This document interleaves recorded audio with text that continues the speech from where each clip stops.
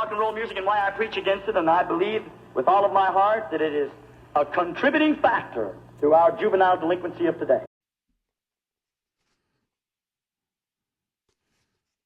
Author's note, and I will give him the Morning Star. That is from Revelation. Once again, I have stolen more quotes and thoughts and purely elegant little starbursts of writing from the book of Revelation than anything else in the English language. And it is not because I'm a biblical scholar or because of any religious faith, but because I love the wild power of the language and the purity of the madness that governs it and makes it music. And there is also the fact that I spend a lot of time on the road, renting typewriters and hustling fax machines in strange hotels, and always too far from my own massive library at home to get my hands on the wisdom that I suddenly realize on some sweaty night in Miami or a cold Thanksgiving day in Minneapolis I need and want. But that with a deadline just 4 or 5 hours away is utterly beyond my reach. You cannot call the desk at the Mark Hopkins or the Las Vegas Hilton or the Arizona Biltmore and have the bell captain bring up the collected works of Sam Coleridge or Stephen Crane at 3 o'clock in the morning. In some towns, Maria has managed to conjure up a volume of H.L. Mencken or Mark Twain.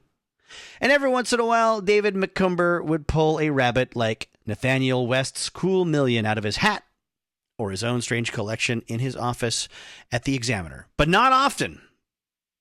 Fast and total recall of things like page 101 from Snowblind, or Marlowe's final judgment on Lord Jim, or what Richard Nixon said to Henry Kissinger when they were both on their knees in front of Abe Lincoln's portrait in the White House on some crazed Thursday night in July of 1974, are just about impossible to locate after midnight on the road, or even at noon.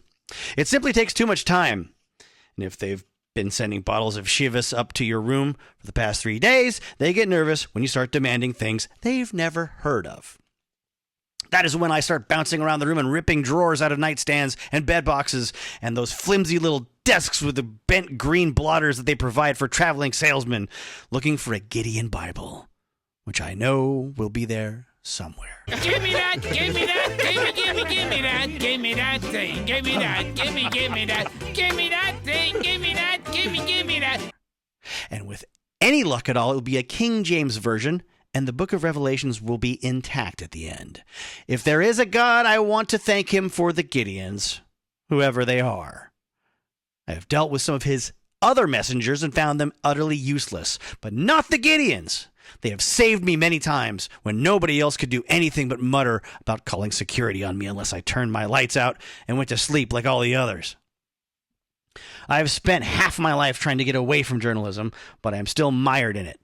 A low trade and a habit worse than heroin. A strange, seedy world full of misfits and drunkards and failures. A group photo of the top 10 journalists in America on any given day would be a monument to human ugliness. It is not a trade that attracts a lot of slick people.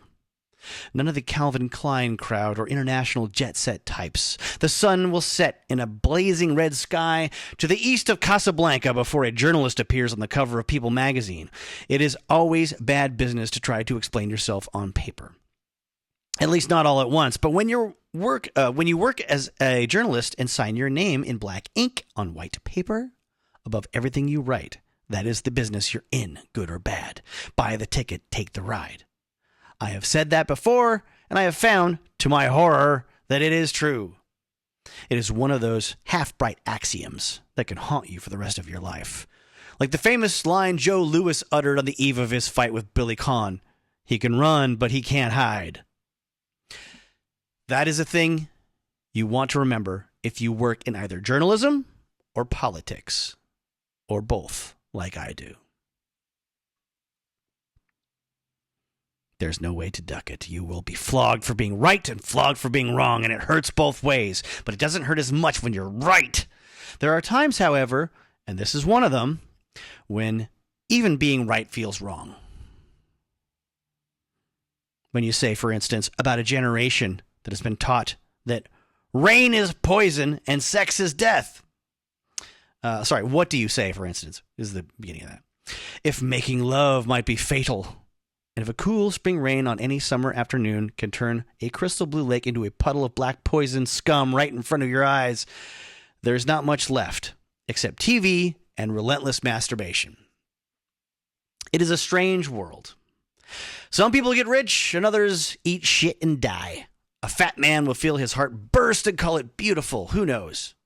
If there is in fact a heaven and hell, all we know for sure is that hell will be a viciously overcrowded version of Phoenix, a clean, well-lighted place full of sunshine and bromides and fast cars where almost everybody seems vaguely happy, except for the ones who know in their hearts what is missing. And being driven slowly and quietly into the kind of terminal craziness that comes with finally understanding that the one thing you want is not there, missing, backordered, no tengo. Vaya con Dios. Grow up. Small is better. Take what you can get. Heaven is a bit harder to figure. And there are some things that not even a smart boy can tell you for sure, but I can guess or wonder.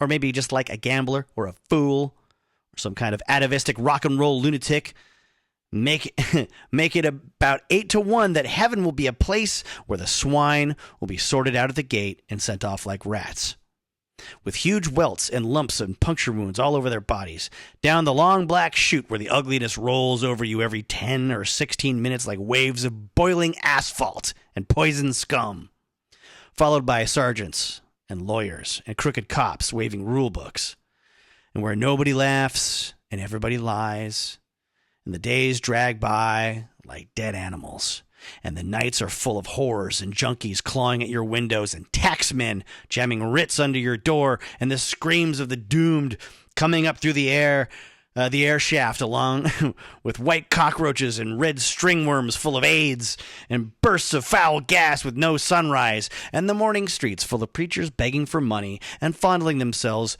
with gangs of fat young boys trailing after them. But we were talking about heaven, or trying to. But somehow we got back into hell. Maybe there is no heaven, or maybe this is all pure gibberish, a product of the demented imagination of a lazy, drunken hillbilly with a heart full of hate, who has found a way to live out where the real winds blow, to sleep late, have fun, get wild, drink whiskey, and drive fast on empty streets, with nothing in mind except falling in love and not getting arrested. Res ipsa loquitur. Let the good times roll. HST, Paradise Valley. Oh, fuck yeah. Oh, fuck yeah.